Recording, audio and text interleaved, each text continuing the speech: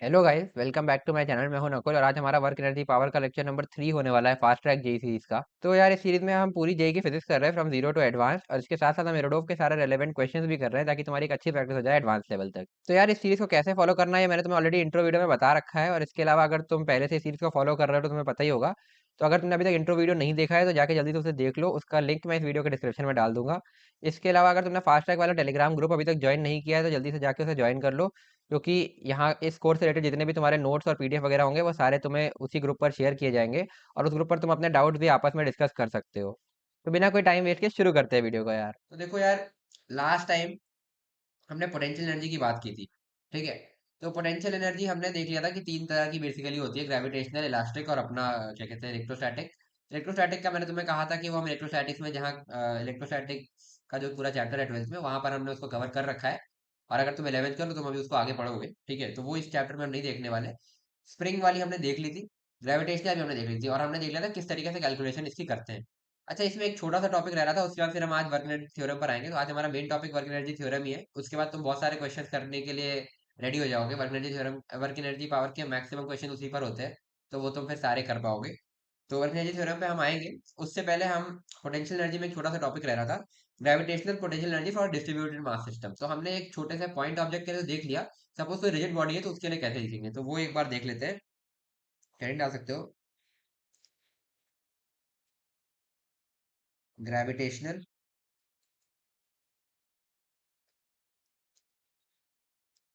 Potential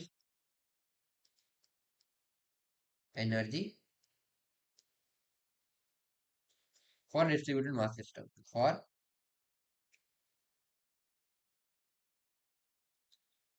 distributed mass system.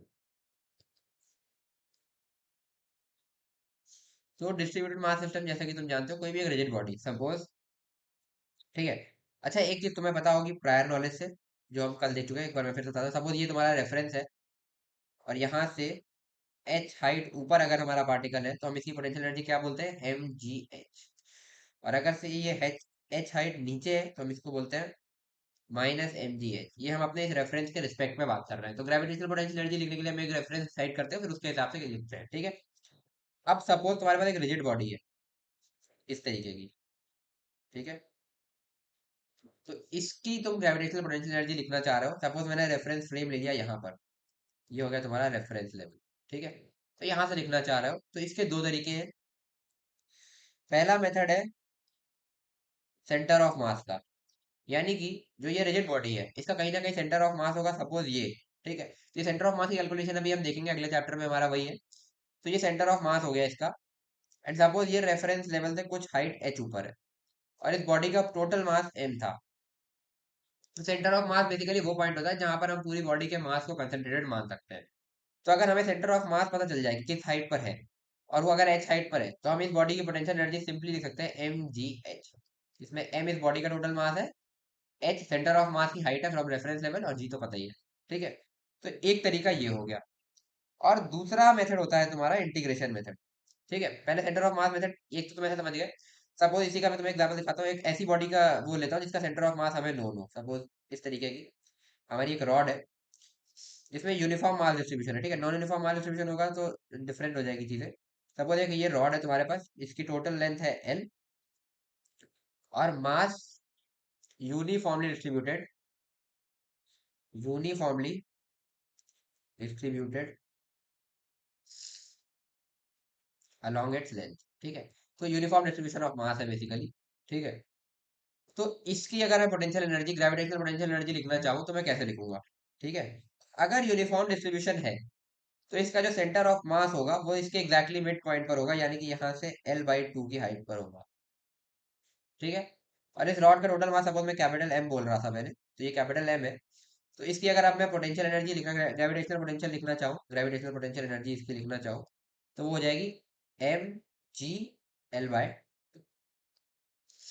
क्योंकि ये हमारा रेफरेंस लेवल है, और इससे L/2 हाइट पर इसका सेंटर ऑफ मास हो गया। तो इस तरीके से तुम लिख सकते हो। ऐसे ही किसी भी बॉडी का centre of mass, different body की सेंटर ऑफ मास हम अगले चैप्टर में देखेंगे। तो डिफरेंट बॉडीज की तुम ग्रेविटेशनल पोटेंशियल एनर्जी लिख सकते हो with respect to any given reference level, या तुम जो भी चूज करते हो उसके हिसाब से सेंटर ऑफ मास की हाइट देखो वहां से और फिर उस तरीके से लिख लो और टोटल मास से मल्टीप्लाई कर दो। ठीक है, ये हो गया। दूसरा मेथड है तुम्हारा इंटीग्रेशन मेथड। ठीक है, तो ये भी यूज कर सकते हो इंटीग्रेशन। चलो पूरा लिख देता हूँ यार, छोड़ो सिंबल से फिर कंफ्यूजन होगा। Integration method. ठीक है, तो इसको देख सकते हो। इंटीग्रेशन मेथड में हम क्या करेंगे, सपोज इसी रॉड वाले एग्जांपल को लेते हैं। ठीक है, ये है तुम्हारी रॉड। ठीक है, ये हो गया। ये है तुम्हारा रेफरेंस लेवल। ठीक है, इस रॉड की हाइट वही ले ली हमने एल, और इसका मास हो गया एम। ठीक है, अब इस रॉड पर हम एक एलिमेंट लेंगे। अब एलिमेंट कैसा भी हो सकता है, अगर ये रॉड की जगह डिस्क होती तो हम रिंग के फॉर्म में एलिमेंट लेते हैं, रिंग होती तो हम छोटे से एक डिफरेंशियल एलिमेंट लेते हैं, उस तरीके से कुछ भी। ठीक है, अभी रॉड है तो हमने सपोज इस पे कोई वाई हाइट पर, हम यहाँ से कुछ वाई डिस्टेंस गए इस तरीके से वाई, और यहाँ पर एक छोटा सा एलिमेंट लिया ये डी वाई। अब ऐसे छोटे छोटे डी वाई अगर हम लेते चले गए लेते चले गए लेते चले गए तो इस तरीके से पूरी रॉड कवर हो जाएगी। ठीक है, तो इस छोटे से एलिमेंट का सेंटर ऑफ मास क्या मैं लिख सकता हूँ, छोटे से एलिमेंट का पोटेंशियल एनर्जी में लिख सकता हूँ डी यू। वो हो जाएगी तुम्हारी, इसका छोटे का मास डी एम इंटू जी इंटू डी वाई। ठीक है, ये मैंने लिख दिया डी यू। अब ये डीएम कहाँ से लाए भाई, है ना। हमने क्या बोला था, mass uniformly distributed along its length. तो डीएम क्या होगा तुम्हारा, मास पर यूनिट लेंथ, यानी कि total mass capital M upon total length capital ये मास पर unit length into its length. इसकी लेंथ कितनी है डी वाई। ठीक है, और ये मैंने गलत लिख दिया, एक्चुअली में डी वाई नहीं, ये वाई होगा ना, क्योंकि इसकी हाइट से होता है। तो ये वाई हाइट पर है ना ये एलिमेंट तुम्हारा, तो डीएम जी वाई लिखना चाहिए था मेरे को। ठीक है, अब इस डीएम की वैल्यू यहाँ से मैं लिख देता हूँ ये वाली। ये हो जाएगा M by L G Y D Y. ये हो गया तुम्हारा D U. Total potential energy लिखनी है भाई, इसको इंटीग्रेट कर दो। तो डी यू टोटल, अगर मुझे पूरी रॉड की पोटेंशियल एनर्जी लिखनी है तो इसको इंटीग्रेट किया तो ये तो हो जाएगा यू। ठीक है, और हाइट कितनी दे दूं, वाई की लिमिट क्या हो जाएगी, जीरो से लेकर के कैपिटल एल तक, क्योंकि वाई की स्टार्टिंग यहाँ से होगी और खत्म यहाँ पर होगा। जीरो से लेके कैपिटल एल इसकी लिमिट हो गई। ठीक है, तो जीरो से लेके एल इसकी लिमिट हो गई। ठीक है, ये हो गया। लिखते हैं भाई, तो डी यू का इंटीग्रेशन इधर ये बन जाएगा यू, और इधर क्या कांस्टेंट चीजें बाहर निकाल लूं, M G M G by L. ठीक है, ये बाहर आ गया, इंटीग्रेशन आया वाई डी वाई, जीरो से कैपिटल जीरो से एल। ठीक है, ये हो गया। ये हो जाएगा M G by L, Y D Y का integration Y square by two हो जाएगा। इसमें मैं लिमिट रखूंगा जीरो से एल, तो ये आ जाएगा तुम्हारा M G by L into L square by two, minus zero हो जाएगा तो वो खत्म हो गया, ये एल स्क्वायर से एल चला गया। तो ये आ जाएगा तुम्हारा M G L by potential energy. क्या यही हमने सेंटर ऑफ मास मेथड से किया, पर देखो सेंटर ऑफ मास से चीज कितनी आसान हो गई। ठीक है, तो स्टैंडर्ड बॉडी में तुम सेंटर ऑफ मास ले सकते हो, बट अब इसी में ना एक अच्छा केस क्या हो सकता है, अभी तो ये था मास यूनिफॉर्मली डिस्ट्रीब्यूटेड। ठीक है, सपोज इसका मास जो है वो, अगर मैं वाई के साथ वेरी करा दूं, लैम्डा इक्वल टू कुछ इस तरीके का ए वाई टाइप का कर दूं, है ना, जिसमें ए कांस्टेंट है और वाई तुम्हारी ये हाइट है, तो हाइट के साथ मास डिस्ट्रीब्यूशन वेरी कर रहा है। मतलब जितनी ज्यादा हाइट है उतना ज्यादा मास है। ठीक है, मतलब जितना ऊपर जाओगे उतना भारी होती जा रही है। फिर तुम खुद ही सोचो क्या सेंटर ऑफ मास मिड पर होगा, नहीं होगा। फिर सेंटर ऑफ मास निकालने के लिए भी हम यही मेथड यूज करेंगे, इंटीग्रेशन। और डायरेक्ट एनर्जी लिखने के लिए भी तुम इंटीग्रेशन कर सकते हो, सीधे सीधे यहाँ से छोटे से एलिमेंट की एनर्जी लिखो फिर इंटीग्रेट कर दो, तो ये तुम्हारा अगर मास यूनिफॉर्म ना भी होता तो भी वर्क करता। बस ये लैम्डा की वैल्यू चल जाती है, यहाँ पर लैम्डा हमने सिंपली लिख दिया मास पर यूनिट लेंथ। ठीक है, अगर लैम्डा हम वेरी करा देते कि हर पॉइंट का लैम्डा अलग है, यहाँ पर मास पर यूनिट लेंथ कुछ और है, यहाँ पर मास पर यूनिट लेंथ कुछ और है, और ये ज्यादा है ये कम है, तो इधर रॉड भारी है इधर रॉड हल्की है, तो तुम्हारा जो पोटेंशियल एनर्जी होता है वो भी डिफरेंट हो जाता और तुम्हारा सेंटर ऑफ मास भी डिफरेंट हो जाता। तो इंटीग्रेशन मेथड तो भाई यूनिवर्सल है, नॉन यूनिफॉर्म डिस्ट्रीब्यूशन के लिए भी तुम यूज कर सकते हो, बट ये जो सेंटर ऑफ मास है ये तुम यूनिफॉर्म डिस्ट्रीब्यूशन के लिए यूज कर सकते हो। ठीक है, तो ये दो मेथड है, और इस तरीके से तुम रिजिड बॉडीज के लिए भी पोटेंशियल एनर्जी लिख सकते हो। तो ये एक छोटा सा टॉपिक रह रहा था, इस पर एक क्वेश्चन कर लेते हैं, फिर उसके बाद हम आगे अपने आज के मेन टॉपिक पे चलेंगे जो कि है वर्क एनर्जी थ्योरम। तो क्वेश्चन नोट कर सकते हो, तो पहले फिगर बना देता हूँ। इस तरीके की एक टेबल गिवन है। ठीक है, और इस पर रखिए एक चेन। ठीक है, इस तरीके से चेन बना दे रहा हूँ।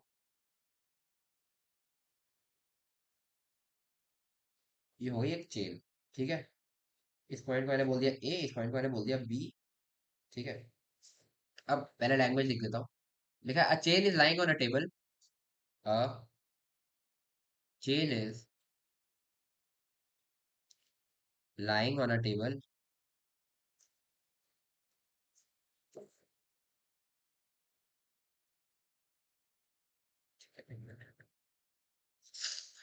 अ chain is lying on a table as show. ठीक है, दिख रही है फिगर में simply. Chain is in critical equilibrium, chain is in critical equilibrium. ठीक है, is in critical equilibrium. Critical equilibrium का मतलब समझे कि अब मैंने अगर इसको जरा सा भी इधर स्लाइड किया तो ये नीचे गिर जाएगी। जस्ट बराबर रुकी हुई है। ठीक है, ये एक पॉइंट हो गया। तो बोल रहा है minimum amount of work done to move hanging part A B on table. तो इस हैंगिंग पार्ट ए बी को ऊपर ले जाने में मिनिमम वर्क डन कितना करना पड़ेगा हमें। ठीक है, तो बेसिकली हमें करना क्या है कि हमें इस पूरे ए बी पार्ट को उठा करके यहाँ रख देना है, मतलब इसको भी टेबल पर ले जाना है। तो उसके लिए कितना वर्क डन करें हम, तो हमारा काम बन जाए। तो यहाँ से एक ही समझ में आ रही है कि वर्क डन जो तुम्हारा होगा, है ना, वो होगा इस वाले पूरे को हमें उठा के ऊपर रखना है ए बी को। तो मास ऑफ ए बी, ठीक है, into gravity into H. H क्या है, इसका सेंटर ऑफ मास। ठीक है, सपोज यहाँ पर। ठीक है, ये हम सेंटर ऑफ मास वाले मेथड से कर रहे हैं पहले। ठीक है, फिर इसके बाद इसको मैं इंटीग्रेशन मेथड से भी करा दूंगा। ठीक है, तो इसका सेंटर ऑफ मास सपोज यहाँ से एच हाइट पर है। तो हमने क्या किया, अगर इस सेंटर ऑफ मास को हमें उठा करके यहाँ रख दें तो हमारा काम हो जाएगा। तो उसमें कितना वर्क करेंगे, इस पूरी रॉड का मास, जो मतलब ये जो हैंगिंग पोर्शन है इसका मास, ठीक है, इंटू ग्रेविटी इंटू ये हाइट, जो सेंटर ऑफ मास की हाइट है यहाँ से, क्योंकि अगर मैं यहाँ पे रेफरेंस लेवल लिया है तो। ठीक है, ये मेरे ख्याल से क्लियर हो गई होगी चीज, है ना। अब इस मास को लिखने की कोशिश करते हैं। ठीक है, अच्छा एक चीज और दी हुई है कि इस पूरी चेन का मास है एल। ठीक है, और ये जो ऊपर रखा हुआ पोर्शन है इसका मास है नीटा टाइम्स एल। ठीक है, ये ध्यान रखना, पूरी चेन का मास है एल और इस ऊपर वाले पोर्शन का मास है नीटा टाइम्स एल। तो हैंगिंग पोर्शन का मास, सॉरी, ये पूरी चेन की लेंथ है एल और उसकी लेंथ है ईटा टाइम्स एल। ठीक है, और यूनिफॉर्म डिस्ट्रीब्यूशन ऑफ मास है। ठीक है, ये समझ के रखना। ठीक है, ये हो गया। तो अब हम L of A B portion अगर मैं बोलूँ, ए बी पोर्शन की लेंथ बताऊं तो वो कितनी हो जाएगी, क्या वो total L minus eta times L नहीं हो जाएगी, यानी कि L into one minus eta. ठीक है, यहाँ तक क्लियर होगा। ये हो गया। तो अगर ऐसा है, इस पूरे की लेंथ है एल इंटू वन, सॉरी, ये एल इंटू वन माइनस नीटा, ये टोटल जो हमने निकाली एल ऑफ ए बी। तो सेंटर ऑफ मास क्या इसी का मिड पॉइंट नहीं होगी, मास यूनिफॉर्मली डिस्ट्रीब्यूटेड है। ठीक है, तो मिड पॉइंट होगा। तो मैं एच की वैल्यू सिंपली लिख सकता हूँ यहाँ से, L into one minus eta upon two. ठीक है, ये हो गया। अब अपने को बस क्या निकालना है, तो अपने पास एच आ गया। ठीक है जी, बताइए एम ए बी निकालना है। एम ए बी क्या होगा भाई, मास पर यूनिट लेंथ, टोटल मास इसका कैपिटल इसका एम दिया हुआ है। ठीक है, इस चेन का टोटल मास एम है। ठीक है, ये यहाँ पे मैं लिखना भूल गया था। ठीक है, टोटल मास इसका एम है, पर यूनिट लेंथ यानी कि टोटल लेंथ इसकी एल है, इंटू इट्स लेंथ, इसकी लेंथ कितनी है, एल इंटू वन माइनस नीटा। ये हमने लिख दिया था। ये हो गया, ये हो गया, ये हो जाएगा M into one minus eta. ठीक है, ये एम ए बी हो गया। बस अब आंसर लिखना है। तो हमारा कितना था work, M A B G into H. M A B की वैल्यू लिखोगे यहाँ से M into one minus eta, फिर लिखोगे जी, और एच की वैल्यू क्या है यहाँ पे, L into one minus eta upon two, L into one minus eta upon two. ठीक है, तो ये हो जाएगा तुम्हारा M G one minus eta का whole square L by two. ये हो गया तुम्हारा आंसर। तो इतना वर्क डन मिनिमम करना होगा। मिनिमम क्यों बोला भाई, इससे ज्यादा भी कर सकते हो, फिर उसके बाद एक वेलोसिटी होगी, तो उस पर अभी हम नहीं जा रहे हैं। अभी हम बोल रहे हैं कि जितना यहाँ से यहाँ तक पोटेंशियल एनर्जी का डिफरेंस है, वही तुम्हारा minimum amount of work done है। ठीक है, इससे ज्यादा वर्क डन करोगे तो वो उसमें काइनेटिक एनर्जी में जाएगा साथ साथ। ठीक है, तो मिनिमम में हमें काइनेटिक जीरो चाहिए, तो बस हम सीधे सीधे ऐसे कह सकते हैं। अब इंटीग्रेशन मेथड पर आते हैं। ठीक है, तो मैं ये फिगर फिर से कॉपी कर रहा हूँ नीचे, क्योंकि दोबारा कौन बनाएगा यार, तुम बनाना। आ जाओ, ठीक है। अब इंटीग्रेशन मेथड से देखते हैं इसी सवाल को। ठीक है। तो इंटीग्रेशन मेथड में क्या करना है हमें, फिर से वही, कि हमें इस पोर्शन को उठा के बेसिकली इस वाले पोर्शन को उठा के ऊपर रखना है। तो सपोज यहाँ पे मैं रेफरेंस लेवल पर बैठा, ये रहा, यहाँ से कुछ y गया और मैंने एक एलिमेंट लिया इस तरीके का, dy टाइप का। तो इसकी पोटेंशियल एनर्जी अगर मैं अब लिखना चाहूँ, यही काम करता हूँ ना, सीधे वर्क ही लिख देता हूँ। तो इस एलिमेंट को ऊपर ले जाने के लिए मुझे कितना वर्क करना पड़ेगा, इस एलिमेंट को यहाँ ले जाने के लिए डी डब्ल्यू वर्क जो मुझे करना पड़ेगा वो हो जाएगा इसका मास डी एम इंटू जी इंटू ये हाइट कितनी है वाई। ठीक है, ये हो गया। अब डीएम की वैल्यू अगर मैं लिखूंगा तो मास पर यूनिट लेंथ यानी कि M by L into its length D Y. ठीक है, ये हो गया। इसको मैं लिख देता हूँ भाई, M M by L G Y D Y. ठीक है, ये डी डब्ल्यू हो गया। टोटल वर्क डन करने के लिए इसको हम इंटीग्रेट करेंगे भाई। वाई की लिमिट हम कहाँ से कहाँ देंगे, वाई की लिमिट हम देंगे जीरो से लेकर के, अगर ये जीरो है, ठीक है, तो ये कितनी थी, one minus eta into L हमने लिखी है ये टोटल लेंथ है ना, जीरो से लेके one minus eta into L, ये लिमिट दे देंगे। तो डब्ल्यू हो जाएगा तुम्हारा M G by L integration Y D Y, limit रहेगी जीरो से one minus eta into L. ठीक है, ये हो जाएगा M G by L into Y square. ठीक है, ये वाई थोड़ा सा जी जैसा लग रहा है, वाई स्क्वायर जीरो से one minus eta into L. ठीक है, ये हो जाएगा एम जी बाई एल, एक मिनट एक चीज करना भूल गया, वाई स्क्वायर बाई टू होगा ना बेसिकली, ये टू में बाहर लिख दे रहा हूँ, M G A by two L है ना। इंटू में वाई स्क्वायर में लिखूंगा वन माइनस नीटा का whole square L square minus zero. ठीक है, तो ये हो जाएगा M G by two L into one minus eta whole square L square. ठीक है, स्क्वायर से ये गया, ये हो जाएगा तुम्हारा M G L one minus eta का होल स्क्वायर अपॉन, क्या हमारा ये सेंटर ऑफ मास से भी यही आ रहा था। हाँ, तो यहाँ पर देखो सेंटर ऑफ मास विजुलाइज करने में तुम्हें अगर दिक्कत आ रही हो तो तुम सिंपल इंटीग्रेशन से भी जा सकते हो। ठीक है, एक एलिमेंट लिया वाई पे जाके डी वाई वाला, और उसको फिर ऊपर ले जाने में कितना वर्क डन किया उसकी पोटेंशियल एनर्जी के बराबर होगा, तो वो तुम यहाँ से लिख सकते हो। मतलब you initial minus U final लिख सकते हो। ठीक है, तो यू फाइनल तुम्हारा जो होगा माइनस एम जी वाई होगा, और यू इनिशियल जीरो ही था, तो you initial minus U final करोगे तो माइनस एम जी वाई का एम जी वाई बन जाएगा, वही वर्क डन होता है। तो एम जी वाई वही उस तरीके से हमने लिख दिया डी एम जी वाई। ठीक है, ये हो गया। फिर ऐसे इसको इंटीग्रेट कर दोगे और तुम्हें मिल जाएगा आंसर। ठीक है, तो अगर तुम्हें सेंटर ऑफ मास ना समझ में आ रहा होगी तो तुम ये कर सकते हो, बाकी सेंटर ऑफ मास कर लोगे तो तुम्हें वही मेथड आसान लगेगा। ठीक है, इस तरीके से तुम किसी भी बॉडी का ले सकते हो, रिंग हो डिस्क हो कुछ भी हो। ठीक है, वो हम सेंटर ऑफ मास कर लेंगे तो तुम डिफरेंट बॉडीज का वहां पर तुम्हें आएगा क्वेश्चन, तो वहां से ट्राई कर लेना। अभी सेंटर ऑफ मास लिख नहीं पाओगे सारी बॉडी से, इसलिए हम उस पर ज्यादा नहीं जा रहे हैं। बाकी तुम्हें मेथड समझ में आना चाहिए कि किस तरीके से हम ग्रेविटेशनल पोटेंशियल एनर्जी लिखते हैं रिजिड बॉडीज की। तो ठीक है, आई होप ये क्लियर हो गया होगा। तो अब हम आज के मेन टॉपिक पर आ रहे हैं, जो पढ़ने के लिए तुम यहाँ पर आए भी हो। खैर पढ़ना सब कुछ ही है, ये भी इंपॉर्टेंट ही था, बट ज्यादातर क्वेश्चन क्योंकि वर्गमूल थ्योरम से आते हैं तो वो इंपॉर्टेंट तो है ज्यादा। ठीक है, और जेई मेन लेवल के हिसाब से तो है ही है, क्योंकि एडवांस में इधर उधर की चीजें, जेई मेन में तो उन्हीं सब चीजों पे ज्यादा क्वेश्चन आते हैं, ये तो मैं शायद ही पूछे। ठीक है, रिजिड बॉडी की सेंटर ऑफ मास वाली चीजें। पर वर्गमूल थ्योरम ऐसा टॉपिक है कि वो अच्छे से आना चाहिए, क्योंकि एडवांस लेवल पर भी अच्छे क्वेश्चन बनते हैं और मेन लेवल पर बहुत सारे क्वेश्चन आते हैं।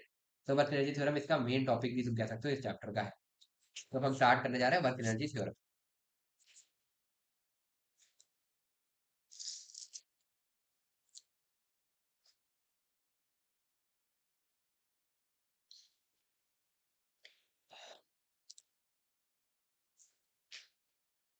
चलो,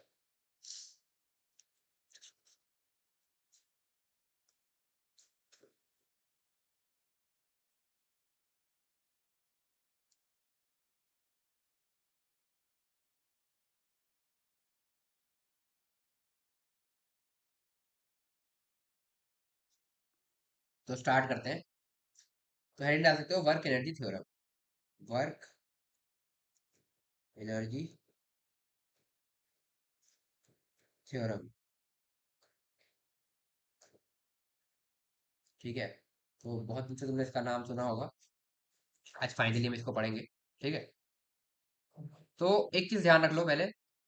ऐसा है कि हम वर्क एनर्जी थ्योरम वैसे तुम रिजिड बॉडीज के लिए भी डिफाइन कर सकते हो, जैसे अभी हमने ऊपर पोटेंशियल एनर्जी लिखी ना रिजिड बॉडी की, और तुम पॉइंट ऑब्जेक्ट के लिए भी डिफाइन कर सकते हो। ठीक है, तो रिजिड बॉडी वाला जो पार्ट है उसके लिए तुम्हें कुछ कॉन्सेप्ट्स और पता होने चाहिए, जो रोटेशन चैप्टर में हम पढ़ेंगे तो वहीं पर हम उसको डील करेंगे कि अगर एक रिजिड बॉडी है तो उसका उसके लिए वर्क एनर्जी थ्योरम हम कैसे लिख रहे हैं। ठीक है, तो उस पर अभी हम नहीं जा रहे हैं। इस चैप्टर में हम बात करेंगे ऐसी ऑब्जेक्ट्स की जो कि पॉइंट ऑब्जेक्ट्स हैं। ठीक है, जिनको एक पॉइंट लाइक ऑब्जेक्ट जो तुम बोल सकते हो। ठीक है, ऐसी ऑब्जेक्ट्स के लिए हम वर्ग थ्योरम की बात करेंगे जिनका मास हम एक जगह पे कंसंट्रेटेड मान सकते हैं। जैसे तुम्हारा एक ब्लॉक है, तो ब्लॉक के जितने भी क्वेश्चन तुमने एनएलएम में किए होंगे सब जगह उसका मास एक ही जगह माना होगा ना भाई, कि उसके सेंटर ऑफ मास पर। या ब्लॉक को भी हम एक तरह का पॉइंट ऑब्जेक्ट कंसीडर करते थे जब हमने स्प्रिंग के क्वेश्चन किए, ब्लॉक कंप्रेस इलोंगेट वो वाले। उसके अलावा हमने ब्लॉक के इंक्लाइन प्लेन के क्वेश्चन किए, ब्लॉक के एफबीडी के जितने क्वेश्चन किए, क्योंकि उसमें हम एक ही जगह पर सारी फोर्सेस सेंटर ऑफ मास पर नॉर्मल दिखा रहे थे, सेंटर ऑफ मास पर एमजी दिखा रहे थे। तो ऐसी बॉडीज हम ले सकते हैं। बट कुछ बॉडीज ऐसी होंगी जैसे एक पॉइंट के अबाउट दूसरे पॉइंट रोटेट कर रहा है, या अलग अलग मतलब रिजिड बॉडी टाइप की जो होगी, जिसके बारे में हम डिटेल में डिस्कशन करेंगे जब हम रोटेशन पढ़ेंगे। तो उन बॉडीज के बारे में हम यहाँ बात नहीं कर रहे, बट हाँ हम ऐसी सारी बॉडीज के बारे में बात करेंगे जिनके लिए हम एक पॉइंट पर फोर्सेस लिख सकते हैं, मतलब सेंटर ऑफ मास जिनके लिए हम लिख सकते हैं। ठीक है, तो ब्लॉक भी तुम्हारा पॉइंट ऑब्जेक्ट के लिए आएगा। तो तुम एक चीज लिख सकते हो कि in this chapter we define work energy theorem, लिख सकते हो in this chapter we define. अच्छा, वर्क एनर्जी थ्योरम को शॉर्ट फॉर्म WET लिखते हैं, वेट। ठीक है, तो मैं वही लिख रहा हूँ, work energy theorem for motion of such bodies, for motion of such bodies which can be considered as a point mass. ठीक है, यही मैंने बोला, ब्लॉक भी कंसीडर किया जा सकता है, कोई भी रिजिड बॉडी भी consider as a point mass की जा सकती है, उसके मोशन पर डिपेंड करती है। ठीक है, तो अगर हम इसको पॉइंट मास की तरह कंसीडर कर सकते हैं तो हम वर्क एनर्जी थ्योरम यहाँ से इस लॉजिक से लिख सकते हैं जो अभी हम डिराइव करने जा रहे हैं।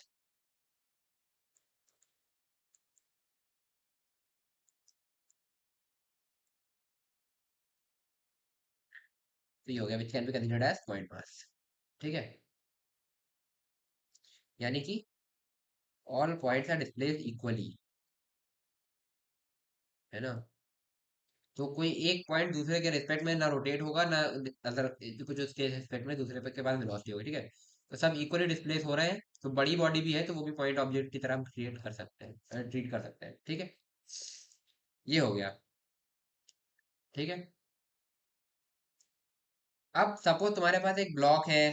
ठीक है, एक छोटा सा ऑब्जेक्ट है एम मास का, या फिर एक ब्लॉक है एम मास का, ये कुछ भी है जिसका जो तुम पॉइंट ऑब्जेक्ट की तरह ट्रीट कर सकते हो। ठीक है, इस पर suppose number of force act कर रही है, F1 बार, F2 बार, F3, F4, ऐसे नंबर ऑफ फोर्सेस एक्ट कर रही है इस पर। ठीक है, तो ये हो गया। ठीक है, तो अब जो इन फोर्सेस का वर्क डन होगा, है ना, सपोज इसका डिस्प्लेसमेंट कुछ dr हुआ यहाँ से, dr, तो वर्क डन जो होगा वो तुम ऐसे लिख सकते हो ना कि F1 dot dr plus F2 dot dr plus F3 dot dr plus F4 dot dr, इस तरीके से वर्क डन भी लिख सकते हो।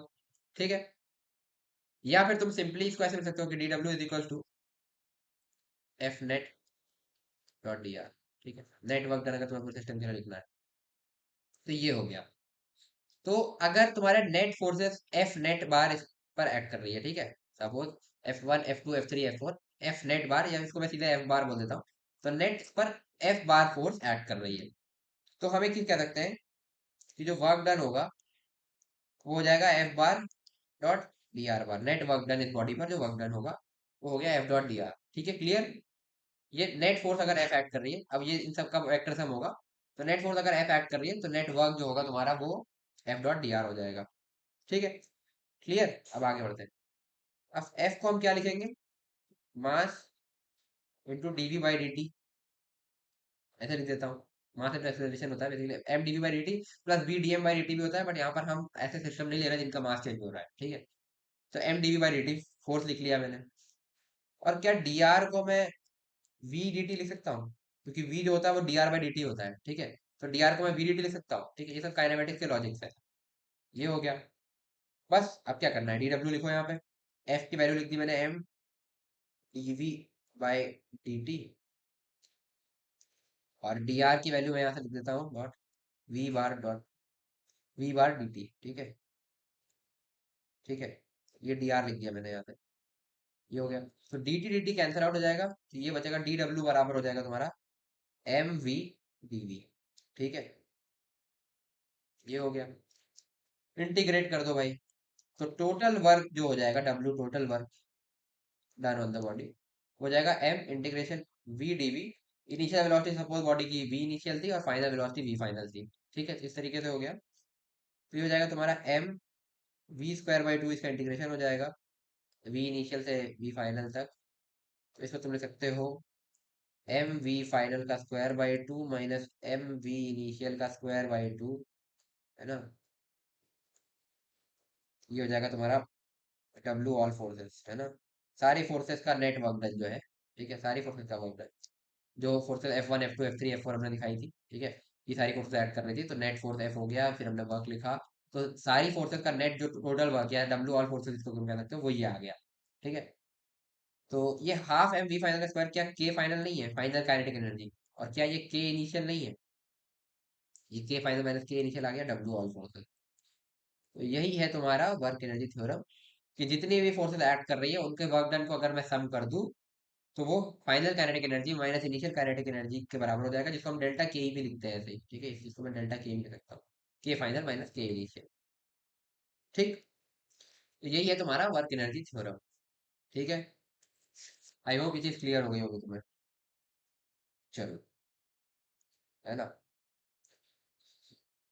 तो आगे बढ़ते हैं। ठीक है, अब एक और चीज होती है मैकेनिकल एनर्जी कंजर्वेशन। ठीक है, वो भी समझ लो, फिर क्वेश्चन पर आते हैं। तो मैकेनिकल एनर्जी कंजर्वेशन, ये भी एक तरीका है क्वेश्चंस को सॉल्व करने का, बाकी एनर्जी थ्योरम अगर नहीं अप्लाई करना चाहो तो। बट ये हर जगह वैलिड नहीं होता, कहीं कहीं पर ये गलत हो जाता है। ठीक है, तो वर्क एनर्जी थ्योरम लेकिन यूनिवर्सल है। ठीक है, तो अब दिखाता हूँ क्या है ये। ये बोलता है कि कोई भी बॉडी है, सपोज ये है ना, कोई भी एक बॉडी पर हमने कुछ भी प्रोसेस किया, कुछ भी किया, तो उसकी इनिशियल काइनेटिक एनर्जी सपोज के आई थी, और final initial potential energy P I थी। ठीक है, या यू आई बोलता हूँ, यू हम यू लोग यूज करते आ रहे हैं। तो फाइनल काइनेटिक एनर्जी अगर के एफ है और final potential energy U F है, तो initial energy plus total final energy तुम्हारी सेम हो, kinetic initial plus potential initial is equal to kinetic final plus potential final. ठीक है, ये है तुम्हारा मैकेनिकल एनर्जी कंजर्वेशन। ठीक है, तो ये भी हम कई जगह यूज करते हैं। अब ये कभी कभी गलत कैसे हो जाता है वो मैं तुम्हें दिखाता हूँ। ठीक है, सपोज एक बॉडी है, ये हो गई, है ना, इसका मास है कुछ एम, ये यहाँ से 20 मीटर गिरेगी। ठीक है, यहाँ तक। ठीक है, कुछ फोर्सेस के एक्शन में, और सपोज ये जब यहाँ गिरने जस्ट लड़ने वाली होगी, उस समय इसकी वेलोसिटी है 15 मीटर पर सेकेंड। ठीक है, अब इसमें जरा तुम यहाँ से यहाँ तक में मैकेनिकल एनर्जी कंजर्वेशन लगा करके देखो। ठीक है, तो इनिशियली इसकी काइनेटिक एनर्जी थी 0, प्लस इसकी पोटेंशियल एनर्जी हो गई एम, और जी की वैल्यू मैं 10 ले रहा हूँ। ठीक है, इंटू 10 इंटू 20, हाई 20। फाइनली इसकी पोटेंशियल एनर्जी हो गई 0, और काइनेटिक एनर्जी हो जाएगी हाफ एम इंटू 15 का स्क्वायर, पोटेंशियल 0 थी। ठीक है, ये हो गया। यहाँ से m से m कैंसिल आउट हो जाएगा, तुम यहाँ से अगर देखो तो ये आएगा तुम्हारा 200, और ये आ जाएगा 225/2। क्या ये इक्वल है ना। तो मैकेनिकल एनर्जी कंजर्वेशन तो यहाँ पर फेल हो गया भाई। ठीक है, तो ये तभी हो सकता है मैकेनिकल एनर्जी कंजर्वेशन, जब केवल क्या कहते हैं, जब कोई भी और फोर्स एक्ट ना कर रही हो, केवल ग्रेविटी की फोर्स होती तो। ठीक है, बट अब अगर मैं इसी को वर्क एनर्जी थ्योरम से एनालाइज करता हूँ, ठीक है, तो मैं क्या बोलूंगा, ऐसा, अच्छा ये अनइक्वल आया क्यों, ये कम आया ना, क्यों आया। तो ये 200 होनी चाहिए थी, बस ये 225/2 ऐसा क्यों आ रहा है। ऐसा इसलिए आ रहा है क्योंकि जब ये बॉल गिर रही होगी, जब ये यहाँ से गिर रही होगी, तो इसको एक एयर रेजिस्टेंस फील हो रहा होगा, जिसको मैं आर से दिखा दे रहा हूँ। तो एक एयर रेजिस्टेंस का फोर्स को फील हो रहा होगा, उसकी हमने कहीं बात ही नहीं की। उसका भी तो कुछ वर्क डन होगा ना। उसका जो वर्क डन होगा एयर रेजिस्टेंस का, वो इसकी स्पीड को कंटिन्यूसली कम करेगा, जिसकी वजह से ये 200 ना आकर के 225/2 आ रही है। ठीक है, तो अब मैं अगर वर्क एनर्जी थ्योरम लगाता हूँ, तो मैं बोलूंगा W all forces is equal to K final minus K initial. K final है तुम्हारा हाफ एम 15 का स्क्वायर। इनिशियल तुम्हारा 0 है। डब्ल्यू ऑल फोर्सेज में एक तो तुम्हारा ग्रेविटी का फोर्स आ गया, उसका वर्क डन कितना होगा, एम जी एच, यानी कि एम इंटू 10 इंटू 20। ठीक है। और plus W R, air resistance का वर्क डन। यहाँ से तुम डब्ल्यू आर निकाल भी सकते हो, वो आएगा तुम्हारा, ठीक है, एम कॉमन ले लेता हूँ, अंदर आएगा 225/2 -200। ठीक है। ये नेगेटिव आएगा, ये तो देख भी सकते हो, ये तुम्हारा एयर रेजिस्टेंस का वर्क डन हो जाएगा। अगर तुम्हें मास पता है तो तुम निकाल भी सकते हो। ठीक है। आई होप ये चीज तुम्हें क्लियर हो गई होगी। तो वर्क एनर्जी थ्योरम हर समय वैलिड है। पर यहाँ पर तुम्हारा मैकेनिकल एनर्जी कंजर्वेशन फेल हो गई, क्योंकि यहाँ पर एक एयर रेजिस्टेंस का फोर्स था जिसको इसने कंसीडर ही नहीं करा। ठीक है। तो ये तुम्हारा यहाँ पर गलत हो गया। ये तुम एक फोर्स के लिए लिख सकते हो, ये तुम तब अप्लाई कर सकते हो जब इसमें केवल ग्रेविटेशनल फोर्स लग रही होती। ठीक है। तो तुम ग्रेविटेशनल पोटेंशियल की बात कर लेते सीधे सीधे, या केवल कंजर्वेटिव फोर्सेस लग रही होती, ग्रेविटेशनल प्लस स्प्रिंग हो सकती थी। ठीक है, इस तरीके का कुछ हो सकता था, तो तुम बोल सकते थे कि मैकेनिकल एनर्जी कंजर्व्ड है। बट यहाँ पर एक एयर रेजिस्टेंस की फोर्स लग रही है, जिसकी बात हमने की ही नहीं, जिसकी वजह से यहाँ पर ये वेलोसिटी कम आई। तो इसलिए यहाँ पर ये फेल हो गया। बट तुम्हारा जो वर्क एनर्जी थ्योरम है, ये तो यही बोलेगा ना कि W all equal to this. तो अगर ये कम आ रही है एमजीएच, मतलब कोई और फोर्स वर्क कर रहा है, तो वो है तुम्हारा एयर रेजिस्टेंस। तो वो कितना वर्क कर रहा है, ये हो गया, वो एक नेगेटिव वर्क करेगा, जिसकी वजह से फाइनल वेलोसिटी तुम्हारी जितनी आनी चाहिए थी उससे कम आ रही है। तो ये सिग्निफिकेंस है इसका। ठीक है। चलो कुछ क्वेश्चंस करते हैं वर्क एनर्जी थ्योरम पर। तो वर्क एनर्जी थ्योरम एक बार फिर से लिख लो भाई। ठीक है, क्योंकि इसी पर तुम्हारे सारे क्वेश्चन है फाइनली। तो वर्क एनर्जी थ्योरम तुम्हारा क्या बोलता है, work done by all forces, सारी फोर्सेस का जो वर्क डन है वो हो जाएगा तुम्हारा के फाइनल माइनस के इनिशियल। ये है तुम्हारा वर्क एनर्जी थ्योरम। ठीक है। और ये अब हम खूब अच्छे से यूज करने वाले हैं। इवन जो हमने कुछ पिछले लेक्चर्स में बात करी थी कि वर्क डन बाय स्प्रिंग कैसे लिखेंगे, वर्क डन बाय ग्रेविटी कैसे लिखेंगे, तो वो सारी चीजें भी हम यहाँ पर, ये डब्ल्यू ऑल फोर्सेस है ना, तो अलग अलग कंडीशन में कहीं पे स्प्रिंग का वर्क होगा, कहीं पर ग्रेविटी का वर्क होगा, कहीं पर दोनों का वर्क होगा, कहीं पर कुछ और होगा। तो वो हम सब कुछ यूज करेंगे और फिर के फाइनल माइनस के इनिशियल के बराबर करके, तो अब यहाँ पर उनके भी एप्लीकेशन आएंगे। इसीलिए हम ज्यादा क्वेश्चन उस समय नहीं कर पा रहे, क्योंकि सब में ये वर्क एनर्जी थ्योरम इन्वॉल्व होता था क्वेश्चन में। तो ये के फाइनल माइनस के इनिशियल के बराबर होगा, ये बात तुम्हें पता होनी जरूरी थी। बट अब तुम कर पाओगे मैक्सिमम क्वेश्चन। ठीक है। तो शुरू करते हैं। अब इसका कुछ इससे अच्छे क्वेश्चंस करते हैं। ठीक है, ताकि तुम्हारी और इस पे अच्छी लेवल की प्रैक्टिस हो जाए। बाकी इस पे कुछ प्रैक्टिस तुम अपने आप भी करना। ठीक है, कोई भी अच्छी रेफरेंस बुक के क्वेश्चन सॉल्व एग्जांपल्स कर लेना, जैसा कि मैंने तुम्हें पहले कहा था। ठीक है, उतना सफिशिएंट होगा। बाकी रिडोफ के तो मैं करा ही दूंगा जितने भी रेलेवेंट क्वेश्चन है। तो अब इस पे कुछ क्वेश्चंस करते हैं। ठीक है। तो पहला क्वेश्चन तुम्हारा स्प्रिंग के साथ में है। ठीक है। तो पहले फिगर बना देता हूँ। इस तरीके का कुछ है सेटअप। अरे क्या हो रहा है, एक सेकेंड। इस तरीके की स्प्रिंग दी हुई है तुम्हें। ठीक है। इस पर एक ब्लॉक अटैच्ड है एम मास का, ऐसा, क्योंकि एक सरफेस पर ऐसे खबर। ठीक है। सरफेस ऐसे, सरफेस का नाम है। इस स्प्रिंग की लेंथ है नेचुरल एल नॉट और इसका स्प्रिंग कांस्टेंट है के। तो अब लैंग्वेज लिखो। In shown figure, in shown figure block is in contact with horizontal surface, block is in contact with horizontal surface,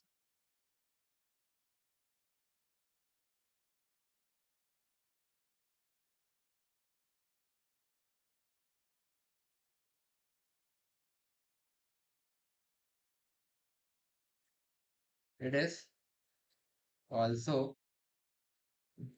attached with a spring of spring constant k, of spring constant k, जो कि दिख भी रहा है figure में भी मैंने दिखाई दिया, and natural length L not, natural length L not. ठीक है। और इनिशियली स्प्रिंग जो है वो रिलैक्स्ड है। ठीक है, ना कोई कंप्रेशन है और ना ही कोई इलोंगेशन है। ठीक है। तो स्प्रिंग तुम्हारी रिलैक्स्ड है। सपोर्ट ऐसे रिमूव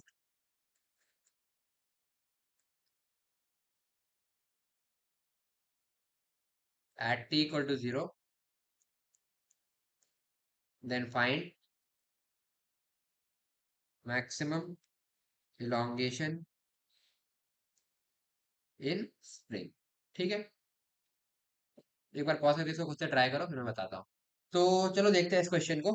तो इसमें बोल रहा है कि एक स्प्रिंग है, इससे एक ब्लॉक कनेक्टेड है, इनिशियली स्प्रिंग रिलैक्स्ड है, ठीक है। अब हमने क्या किया, एकदम से सपोर्ट हटा दिया। सपोर्ट हटाया तो क्या होगा, ये ब्लॉक नीचे भागने की कोशिश करेगा, ठीक है। तो मैक्सिमम इलोंगेशन कितना हुआ, ठीक है। तो आओ देखते हैं।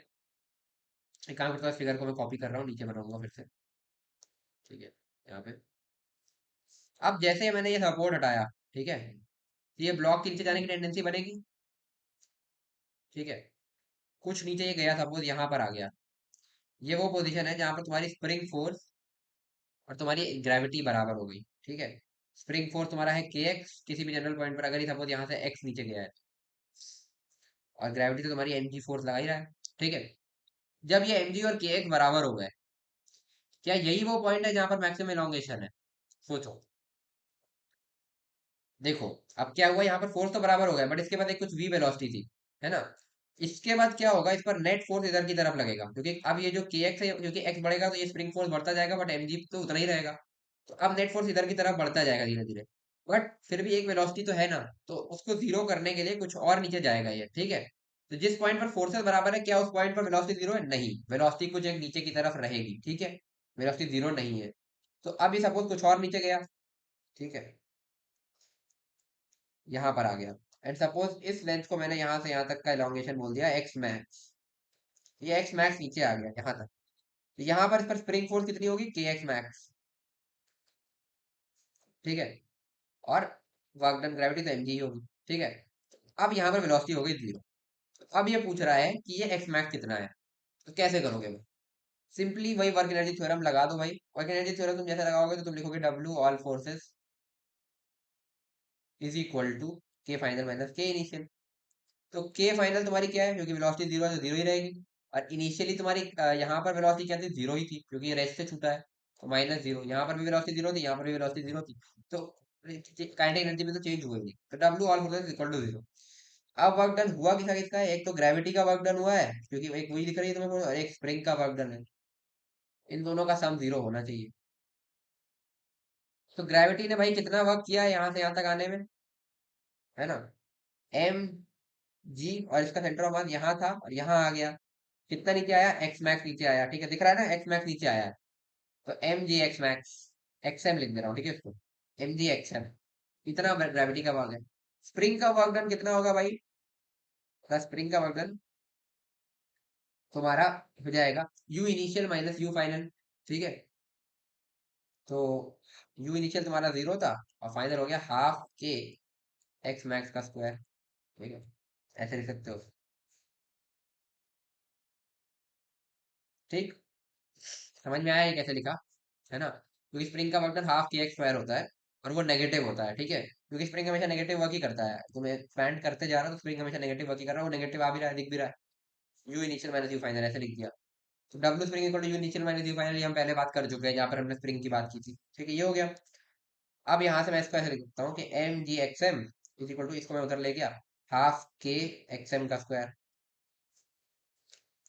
तो एम, सॉरी, एम नहीं कटेगा, तो या तो एक्स एम जीरो हो जाए, एक option, X M equal to zero, तो ये तो है नहीं। दूसरा ऑप्शन, एक एक्स एम और एक ये काट दो, तो यहाँ से आएगा एक्स मैक्स इक्वल टू, ये टू को उधर ले गए, टू एम जी बाय के। ये हो जाएगा तुम्हारा आंसर। तो मैक्सिमम एलोंगेशन कितना हुआ, टू एम जी बाई के। बट अगर तुम यहाँ पे देखो, अगर तुम इस पॉइंट को मैक्सिमम एलोंगेशन बोल देते कि यहीं पर मैक्सिमम एलोंगेशन, तो तुम बोलते के X equal to M G. तो यहाँ पे एक्स की वैल्यू तुम लिखते एम जी बाई के, जो कि टू एम जी बाई के से कम है। तो आंसर तुम्हारा ये है। तो ये पॉइंट बस यहाँ पे समझना है कि मैक्सिमम एलोंगेशन वो पॉइंट नहीं होता जहां पर तुम्हारी फोर्सेज इक्वल है, क्योंकि यहाँ पर फोर्सेज तो इक्वल है, बट एक वेलोसिटी है। इसके बाद नेट फोर्स उल्टा इसको रोकेगी, रिटार्डिंग फोर्स हो जाएगी, बट फिर भी इस वेलोसिटी को कम होते होते एक पॉइंट पर जीरो आने में थोड़ा टाइम लगेगा। तब तक ये कुछ डिस्टेंस और चलेगी ये वाला। तो नेट ये कितना डिस्टेंस यहाँ तक आई है, एक्स मैक्स, फिर तुमने वर्क एनर्जी थ्योरम लगा दिया, M G X max equal to this. ये तुमने U initial minus U final करके लिख दिया स्प्रिंग का, और यहाँ से तुमने एक्स मैक्स की वैल्यू निकाल ली, ठीक है। इस तरीके के इस टाइप के क्वेश्चन किए जाते हैं, ठीक है। आगे बढ़ते हैं। एक क्वेश्चन और लेते हैं यार वर्क एनर्जी थ्योरम के लिए, फिर उसके बाद रुडोल्फ के क्वेश्चन पर आएंगे। ठीक है, ये कुछ अच्छे क्वेश्चन हैं, इनसे तुम्हारे कॉन्सेप्ट क्लियर होंगे। ठीक है, फिर रुडोल्फ के मेरे पास एक दो क्वेश्चन था, वो करेंगे, फिर आज की क्लास को एंड करेंगे। ठीक है, तो पहले फिगर बना लो इस क्वेश्चन का। तो ये इस तरीके का गिवन है।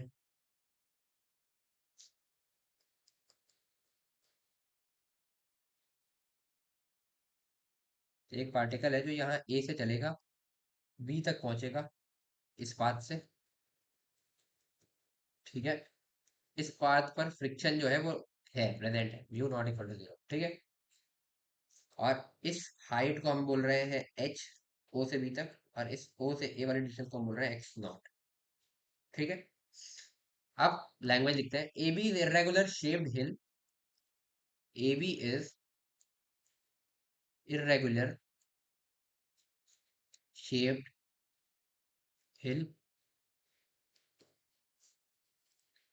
H is vertical, X not is horizontal. H is vertical, X not is horizontal. ठीक है, ये हमने फिगर में दिखा भी दिया। अच्छा, इसमें अगर डाउट हो रहा हो तो ये पूरा यहाँ तक है। ठीक है, कंफ्यूज मत हो जाना, एच पूरा ऊपर तक। ठीक है, H is vertical, X not is horizontal. Suppose a particle is at bottom whose mass is m. ठीक है, suppose a particle is at A, बोल देता हूँ ज्यादा इजी रहेगा, A। यहाँ पर एक पार्टिकल है जिसका मास है small m, whose mass is small m। ठीक है, mass m is to be moved slowly, is to be moved slowly by applying some force, capital F, by applying some force, capital F, which is always directed along the tangent, which is always directed along the tangent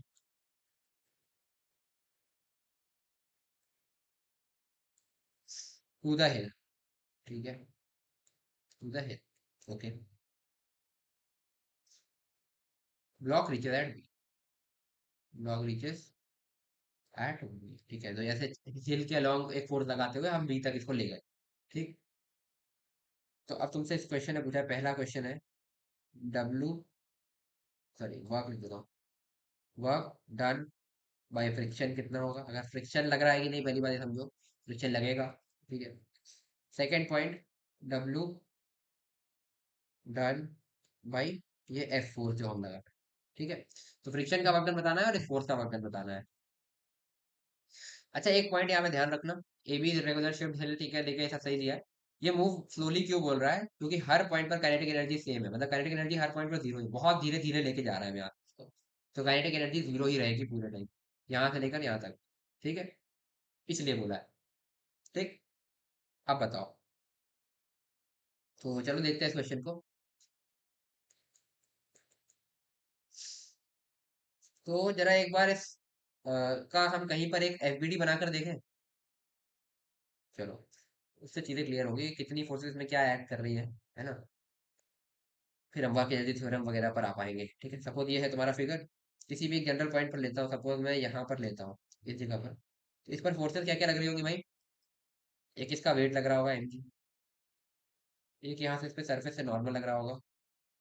ठीक है, फिर एक लग रहा होगा तुम्हारा यहाँ से फ्रिक्शन, और एक फोर्स एफ जो हमेशा इसके टेंजेंशियल डायरेक्शन में होगा। ठीक है, ये चार फोर्सेस होगी। तो अब अगर मैं वर्क एनर्जी थ्योरम थ्योरम की बात करूँ, तो मैं बोलूंगा W all forces is equal to K final minus K initial. यहाँ से बोल सकता हूँ W M G plus W normal plus W friction plus W capital F is equal to K final minus K initial. क्या K final zero है? हाँ, क्योंकि slowly slowly ले जा रहा है, तो फाइनली भी जीरो है वेलोसिटी, यहाँ से भी इनिशियल भी जीरो, तो वर्क ये तो जीरो हो गया। ठीक है, अब एम जी का वर्क डन कितना होगा भाई, यहाँ से एच हाइट ऊपर ले गए, ग्रेविटी ऐसे लग रही है, तो नेगेटिव वर्क किया बेसिकली इसने, तो कितना किया, माइनस एम जी एच। क्या इसमें कोई डाउट है? नहीं। अब हर पॉइंट पर डिस्प्लेसमेंट ऐसे ऐसे टेंजेंशियल हो रहा होगा, और नॉर्मल हमेशा उस डिस्प्लेसमेंट के परपेंडिकुलर लग रहा होगा। तो क्या नॉर्मल का कोई वर्क डन आएगा? नहीं, क्योंकि जीरो, तो प्लस जीरो।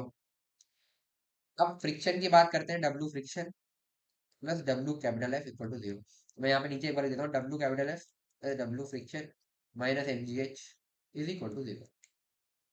ठीक, ये हो गया। अब एक चीज ये बताओ कि फ्रिक्शन का जो वर्क डन होगा, क्या फ्रिक्शन हर पॉइंट पर सेम होगा? खुद देखो, है ना। अभी हम एफ की बात नहीं कर रहे, फ्रिक्शन की बात करते हैं। तो फ्रिक्शन यहाँ पर ऐसे लग रहा है, यहाँ पर कुछ ऐसे लग रहा होगा, यहाँ पर कुछ ऐसे लग रहा होगा। तो हर पॉइंट पर क्योंकि टेंजेंशियल डायरेक्शन डिफरेंट है, तो फ्रिक्शन भी डिफरेंट होगा, और फ्रिक्शन की वैल्यू भी डिफरेंट होगी इसके अलावा। क्यों? क्योंकि ये बेसिकली, अगर तुम ध्यान से देखो, इसी पॉइंट पर अगर मैं इस एम जी को तोड़ के देखता हूँ, तो एक यहाँ से थीटा कॉम्पोनेंट लिए, ये आ गया एम जी कॉस थीटा, और एक इस डायरेक्शन में आएगा एम जी साइन थीटा। ठीक।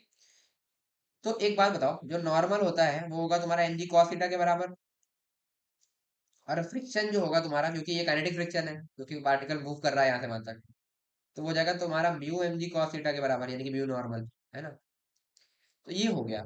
तो क्या ये थीटा हर जगह पर डिफरेंट नहीं होगा? यहाँ पर थीटा कुछ और है, ठीक है, यहाँ पर थीटा कुछ और है, क्योंकि हिल तो इरेगुलर टाइप की है ना, तो हर जगह पर ये थीटा डिफरेंट होगा। ठीक है, ये बात क्लियर हो गई। क्योंकि देखो, ये एम जी तो ऐसे ही रहेगा, ये अभी ऐसा है, ये कहीं पर ऐसा है, ये सरफेस कहीं पर ऐसा है, कहीं पर ऐसा है, तो उसके हिसाब से थीटा डिफरेंट जा रहा है। ठीक है, तो ये थीटा हर जगह डिफरेंट होगा, तो फ्रिक्शन की हर जगह वैल्यू डिफरेंट होगी। तो किसी भी एक जगह पर मैं फ्रिक्शन का वर्क डन लिख लूँ, डी डब्ल्यू फ्रिक्शन करके अगर मैं लिखता हूँ किसी भी एक जनरल पॉइंट पर, सपोज इस पॉइंट पर लिख लिया, तो वो जाएगा तुम्हारा डी एफ, उस छोटे से जगह पर फ्रिक्शन, सॉरी, फ्रिक्शन तो डी एफ नहीं, फ्रिक्शन इंटू डी आर, इस पॉइंट का डिस्प्लेसमेंट, यहाँ सपोज ये डी आर डिस्प्लेस हुआ है आगे की तरफ, ठीक है, डी आर। फ्रिक्शन की वैल्यू रखूंगा mu M G cos theta, और ये डी आर हो गया। एक काम करो, फ्रिक्शन का वर्क डन लिखना है, इंटीग्रेट करो दोनों साइड। इधर आ गया डब्ल्यू फ्रिक्शन, इधर आएगा तुम्हारा म्यू एम जी, बाहर निकालो, integration D R cos theta करो, तो डी आर कॉस थीटा, ठीक है, ये था तुम्हारा डी आर, इस तरीके का। इसका कॉस थीटा यानी कि ये कंपोनेंट, ठीक है, देखो थोड़ा सा अलग कलर से दिखाता हूँ, या फिर कौन सा कलर यूज करूँ यार। चलो, ये था डी आर, ये हो गया डी आर कॉस थीटा। तो ऐसे जितने भी डिस्प्लेसमेंट, सपोज यहाँ पे डिस्प्लेसमेंट डी आर, जिसका एक एक्स कंपोनेंट आएगा डी आर कॉस थीटा, ऐसे जितने भी डी आर कॉस थीटा, अगर इनको मैं इंटीग्रेट करता चला जाऊँ, तो क्या ये टोटल एक्स नहीं बन जाएंगे? ये x not, basically x not था ना, हाँ। तो ये क्या टोटल एक्स नॉट नहीं बन जाएंगे? ऐसे सारे तुम डी आर कॉस थीटा को इंटीग्रेट करोगे तो एक्स नॉट बन जाएगा, तो ये बनेगा mu M G X not. ये फ्रिक्शन का वर्क डन हो गया तुम्हारा। ठीक है, क्लियर हुआ ये कैसे किया? फिर से समझा देता हूँ। तुमने ऐसे फ्रिक्शन का एक छोटा सा, मतलब एक छोटे एक किसी जनरल डिस्प्लेसमेंट के लिए तुमने लिखा फ्रिक्शन का वर्क डन, तो वो हुआ एफ डॉट डी आर, तो mu M G cos theta D R. अब डी आर कॉस थीटा को तुमने एक साथ लिया, क्यों?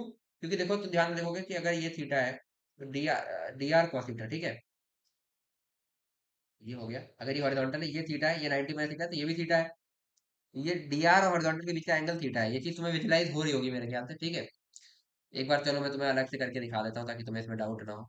ठीक है, ये है, ठीक है, ये था तुम्हारा एम जी, ये था तुम्हारा नॉर्मल वाला डायरेक्शन, ये था थीटा, और ये था तुम्हारा डी आर, है ना। अगर मैं हॉरिजॉन्टल ऐसे बना रहा हूँ, ये 90 माइनस थीटा है, और ये थीटा है, तो डी आर कॉस थीटा, यानी कि ये वाले कंपोनेंट, है ना, इस डायरेक्शन हॉरिजॉन्टल कंपोनेंट।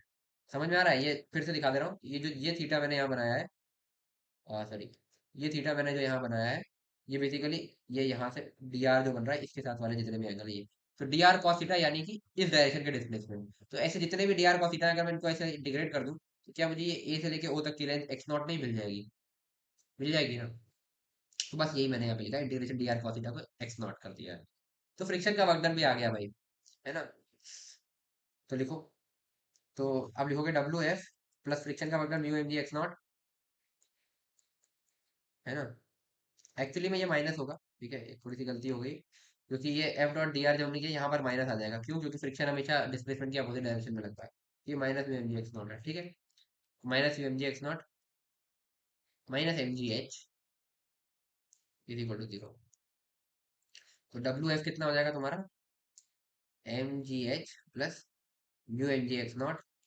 तो M G capital, M G common ले लिया तो अंदर आएगा H plus mu X not. ये होगा फ्रिक्शन, ये फोर्स का वर्क डन, जो अननोन फोर्स है उसका वर्क डन, जो हमें निकालना भी था। ठीक है, इस तरीके से हम इसको कर सकते हैं। अच्छा, अब एक इसका मेथड और है, वो भी देख लो। Method two by N L M. ठीक है, इसको कैसे करेंगे, एक काम करता हूँ, फिगर फिर से मैं यहाँ पे बनाता हूँ। ठीक है, मेथड टू समझा रहा हूँ। सपोज भाई जनरल पॉइंट पर आए, डायग्राम देखा, ये था तुम्हारा एम जी, एक था तुम्हारा नॉर्मल, ये था तुम्हारा फ्रिक्शन, ये था तुम्हारा कैपिटल एफ। ठीक है, एम जी के तुमने कंपोनेंट ले लिए। ठीक है, ये आया तुम्हारा एम जी कॉस थीटा, ये आया तुम्हारा एम जी साइन थीटा। ठीक है, अब तुमने यहाँ से क्या लिखा भाई, क्योंकि बहुत ही स्लोली स्लोली ले जा रहा है, तो नेट फोर्स हर पॉइंट पर जीरो हो, हर पॉइंट पर इक्विलिब्रियम रहेगा। ठीक है, नेट फोर्स स्लोली ले जाने का मतलब यही होता है कि हर पॉइंट पर वेलोसिटी जीरो, हर पॉइंट पर इक्विलिब्रियम मेंटेन्ड है। तो मैं यहाँ पर बोल सकता हूँ किसी भी जनरल पॉइंट पर F equal to friction plus M G sine theta, क्योंकि इक्विलिब्रियम मेंटेन्ड है, एक्सेलरेशन जीरो है। ठीक है, F equal to friction plus M G sine theta, यही किया है। फ्रिक्शन की वैल्यू लिखूंगा mu M G cos theta, क्योंकि normal M G cos theta के बराबर होगा, दिख रहा है। Mu M G cos theta plus M G sine theta, this is equal to F. ठीक, अब इसके बाद मैं ये फोर्स लिख दिया किसी भी एक पॉइंट पर। तो किसी भी उस जनरल पॉइंट पर अगर मैं वर्क लिखूँ छोटा सा डी डब्ल्यू, तो वो हो जाएगा एफ डॉट डी आर। मैं इसे सिंपली लिख सकता हूँ ना, mu M G cos theta D R plus M G sine theta D R. ठीक है, ये हो गया, ये डी डब्ल्यू की वैल्यू हो गई। इंटीग्रेट कर दो भाई, इंटीग्रेट करोगे तो इधर आएगा डब्ल्यू, इधर लिखोगे mu M G integration D R cos theta plus M G integration D R sine theta. ठीक है, ये हो गया। इस कर सकते हो mu M G D R cos theta का इंटीग्रेशन वही है, छोटे छोटे डी आर, जैसे अगर ये डी आर डिस्प्लेसमेंट है, इस सॉरी जैसे ये डी आर डिस्प्लेसमेंट है, इससे कॉस थीटा के कंपोनेंट्स को जब तुम इंटीग्रेट करोगे तो ये पूरा का पूरा ए से ओ बनेगा एक्स नॉट। ठीक है, तो mu M G X not, ये तो सीधा सीधा एक्स नॉट हो गया, प्लस एम जी। ऐसे ही डी आर साइन थीटा क्या होंगे, डी आर ये है, डी आर साइन थीटा इस तरीके के वर्टिकल डायरेक्शन में कंपोनेंट। तो ऐसे सारे डी आर साइन थीटा को तुम इस तरीके से इंटीग्रेट करोगे तो तुम्हें क्या मिलेगा, ओ से बी तक की डिस्टेंस जो कि है एच। ठीक है, तो ये हो जाएगी एच। तो यहाँ से लिखोगे M G H plus mu X not, ये हो जाएगा तुम्हारा डब्ल्यू एफ। ये चाहिए था तुम्हें। ठीक है, तो ये एक और मेथड है इस क्वेश्चन को करने का, जो कि एलएलएम वाला मेथड था, ये थोड़ा छोटा पड़ गया। बाकी वो वर्किंग थ्योरम का मेथड है, तुम जिससे चाहो उससे कर सकते थे। ठीक है, आई होप ये चीज क्लियर हो गई होगी। ये बहुत ही अच्छा क्वेश्चन है, एडवांस लेवल है प्रॉपर, ऐसे क्वेश्चन जेईई मेन में तुम्हें कतई नहीं मिलेंगे। ठीक है, तो एडवांस लेवल पर चीजें चल रही तो इसलिए मैंने ये तुम्हें करा दिया। ठीक है, क्योंकि मैंने तुम्हें पहले बोला था कि जितना भी करेंगे हम करेंगे अच्छे से ही। ठीक है, और करेंगे भी, पूरा पूरा हो जाएगा।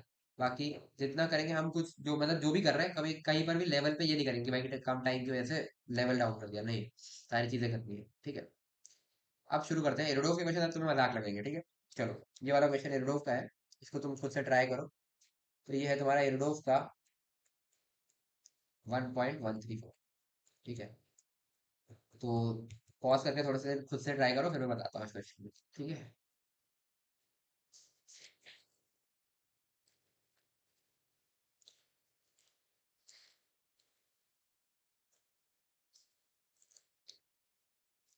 हाँ, बहुत आसान क्वेश्चन है, आई होप तुमसे हो गया होगा। अब चलो इसको सॉल्व करते हैं।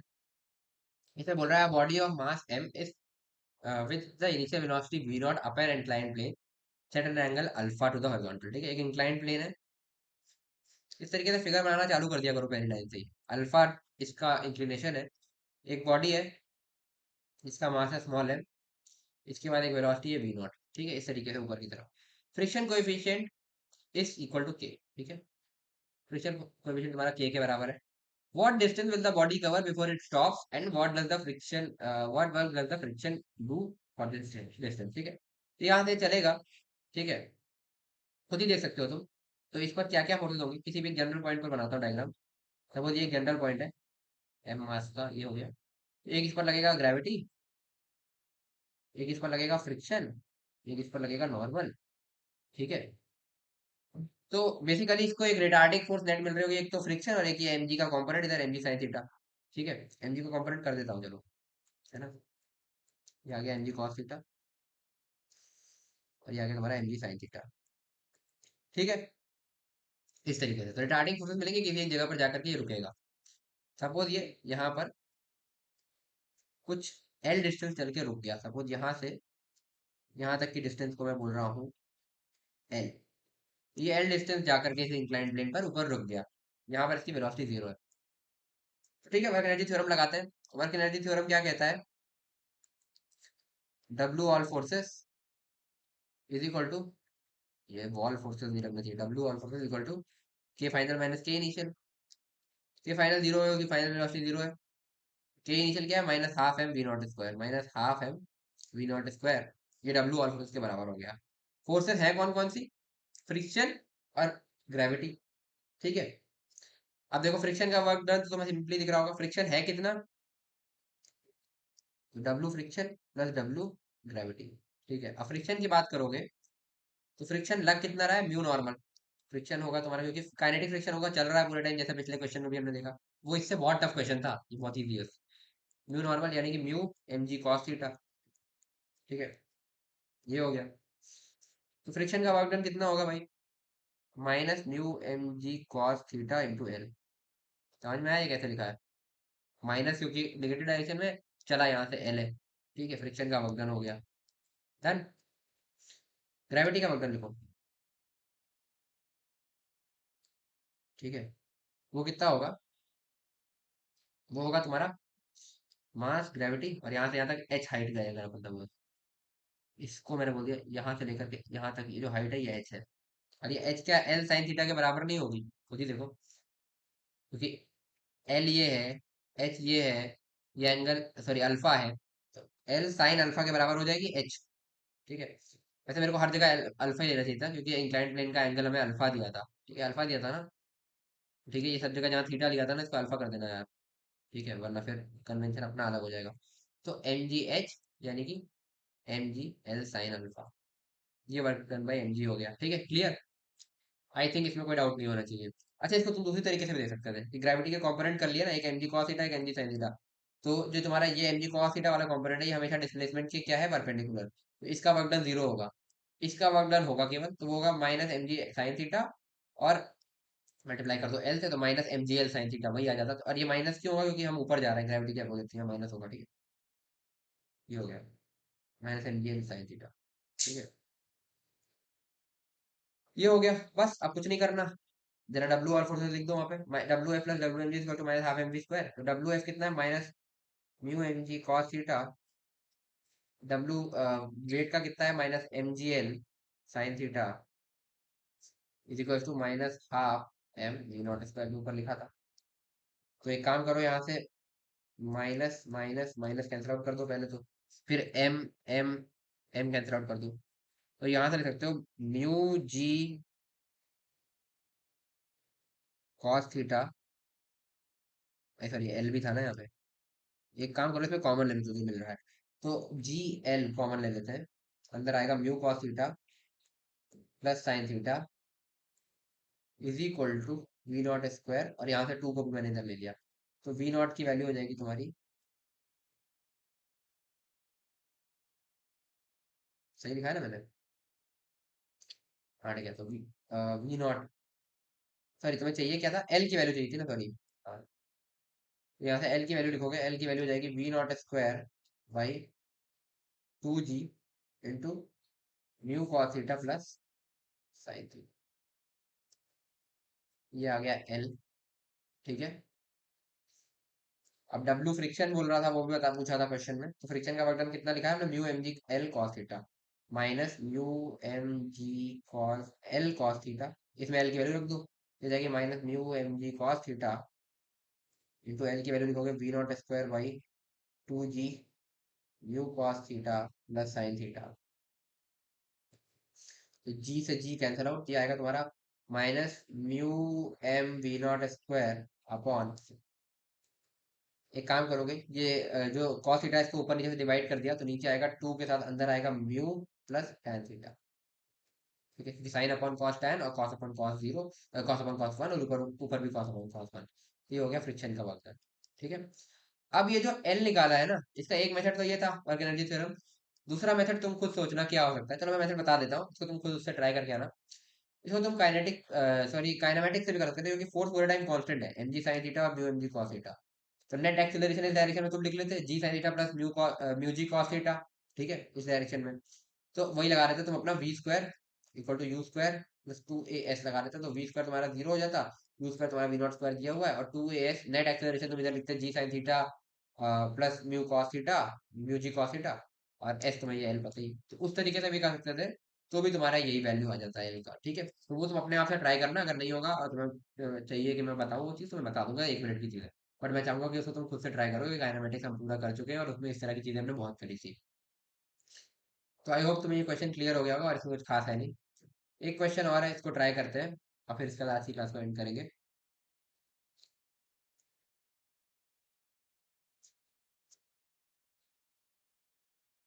यह एक काम करते हैं, इस क्वेश्चन को तुम्हारा होमवर्क रखते हैं, ठीक है।